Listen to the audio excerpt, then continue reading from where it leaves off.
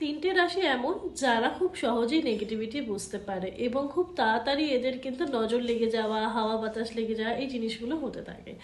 এরা ভীষণ light weighted নিজেদেরও এনার্জি, কিন্তু অপোজিট পার্সনের এনার্জি খুব ইজিলি বুঝতে পারে যে সেই পার্সনটা কী চাইছে। কোথাও গেলে কোনো নতুন জায়গায় সেই জায়গাকার এনার্জি ভাইব্রেশন এরা খুব তাড়াতাড়ি বুঝে যায়।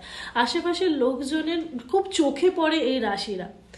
এই রাশি হচ্ছে তিনটে রাশি রয়েছে, মিথুন রাশি, তুলা রাশি এবং কুম্ভ রাশি। এই তিনজনই হচ্ছে বায়ু রাশি এবং এদের যে ক্যারেক্টার থাকে না, একটু ক্যারিসম্যাটিক একটা ক্যারেক্টার থাকে, কিন্তু তার সাথে সাথে এরা খুব খুব লাইট ওয়েটেড হয়। সেই জন্য মানে এনার্জি এদের লাইট ওয়েট হয়, কিন্তু এরা অপোজিট এনার্জিকে খুব তাড়াতাড়ি ইজিলি বুঝতে পারে।